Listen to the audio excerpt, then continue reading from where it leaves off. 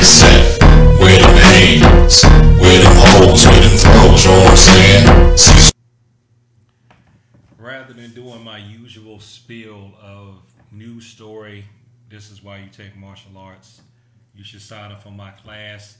Like, comment, and subscribe. I'm going to tell you, like, comment, and subscribe now if you find any value in what I'm doing whatsoever. And if you say you want positive this and positive that and all this other positive stuff, this is a positive channel. Positively subscribe so I can get over 1,000 subscribers and start getting monetized again. But anyway, I wish I could remember the guy's name, but he's one of the people I watch on YouTube. And he was talking about that McDonald's fight. And he was talking about how first of all, he said the woman that ended up hitting the customer actually instigated the fight. By the way she was acting, and the customer got mad. And then she started hitting, and he was saying that she was supposed to de-escalate. If I can remember who it was, I'm going to put a link to his video below this.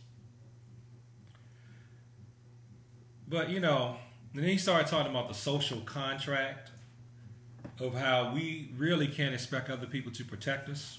This is the thing. Well, no, let me not get to my thing. We really can't expect people to protect us.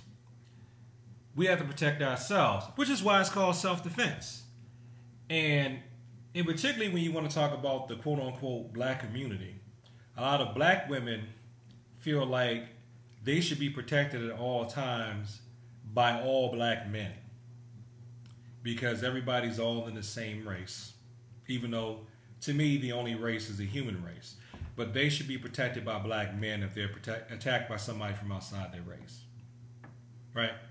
These are men that they have no relationship with other than maybe a working relationship, or they may not even have a acquaintanceship with this person, but they're just supposed to be protected by this black guy just because he's black.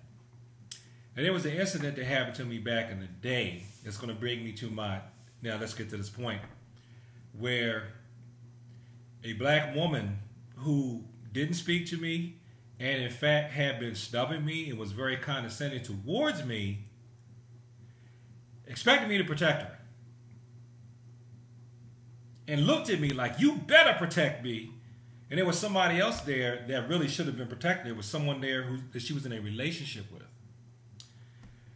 But I ultimately ended up doing something that protected everybody there from the person who was attacking. And I didn't have to throw blows, but I did have to do some martial techniques where I didn't touch the person. Those who were there know what I'm talking about. But see, this is my thing. I was only able to do that. I was only able to come to someone's defense or protect them, even especially with someone who was not very nice to me. The only reason I was able to do that is because I was a martial artist. Men are not automatically born knowing how to fight or having some type of warrior ethic. That's not something that just happens. That's something that has to be taught. Now, it is something that is masculine. Yes. It is something that comes from the male nature, but it still has to be cultivated and nurtured. And if you want that to be cultivated in a way where they will protect you, and me, if I can, I'm going to protect anyone who needs help if I'm able to do so. They don't have to be black for me to protect him or her. Okay? If I'm able to protect you and it needs to be done, and it's not somebody else whose authority it is to protect you, I will protect you. That means if I work in a building and there are armed security there and that's their job, I'm not going to jump in unless you're like about to die or something. I'm going to let armed security handle it. In fact, I have even asked places I've worked, I've asked the security, and I've asked flat out, because I'm just nosy like that, I guess. I've asked the supervisors of the security, if something happens, because, you know, usually when you work on some of these government buildings, you're going to get a security briefing at least once a year. or some type of anti-terrorist thing or something. Hey man, if something happens, you know I'm a big guy. I don't even go into the martial arts thing. I just say I'm a big guy. You want me to try to break it up or hold them down or something? And they're like, no, that's our job. Just want to make sure, because we have this social contract thing. It's not just a black thing, but in the black, quote unquote, black community, black women expect black men to protect them. But just in general, women expect men to protect them. Okay? Now you can't say that these guys who come up without fathers nowadays, that's why they don't protect women. I was not raised with my father. My parents were divorced. I was raised by my mother. I did not see my father pretty much at all growing up. I literally saw him, and this is not to bring shame on him either, or saying that I'm mad, because there's two sides to everything. You learn that when you become an adult, okay?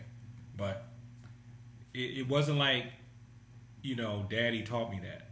The martial arts taught me that. So don't say it's because they don't have a father. Men are not intrinsically, you know, no matter how much we like to think that we are, if you ask a guy, he will tell you, yeah. No. Men are not intrinsically given a warrior, fighting, protector ethic, even though it comes from the masculine spirit. It has to be taught.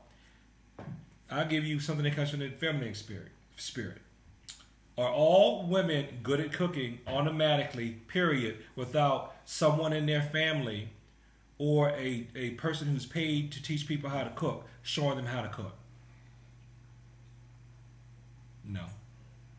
You can just take a woman who no one has taught how to cook at all, not even shown her how to boil water. She's never even seen anybody boil water. She's just going to cook automatically. Are there not male cooks? So then, why do you think that every single man on earth is going to go into warrior mode to protect you? Especially when you live in a society where now the American Psychiatric Association, was it the American Psychological Association, is calling traditional masculinity an ideology. I'm going to put a link to a video about that below this. It's called an ideology. And like it or not, there are some waves of thought in the society that don't like masculinity. So you got teachers in society that suppress masculinity. You have your civilians. We're civilians. We're supposed to live in a let's use our words, let's not fight each other, let's not punch on each other. We're taught that in school and expected to behave like that at work. How do you expect somebody to go from that type of expectations culturally to jump right into warrior mode just to protect you if they don't know you? They're not going to do it if they don't have martial arts training. Being in the military is martial arts training. Taking boxing lessons is martial arts training. Learning how to fight from Uncle Smitty in the garage is martial arts training. It may not be formal, but it's martial arts training. Learning how to fight from Pookie Nim, that's also martial arts training. Just because they don't have a black belt around their waist doesn't mean they're not showing you something with martial arts. Some styles are formal, some styles are not. So, if you want a world where men feel like they can protect you, and if you have a little boy, you want your little boy to be able to protect women, or you have a little girl, you want your little girl to be able to protect herself and other women. If you want to be able to protect yourself, women, men, if you want to be able to protect yourself without killing somebody, you need to enroll in a martial arts class. So thanks for watching this video, etc., and peace.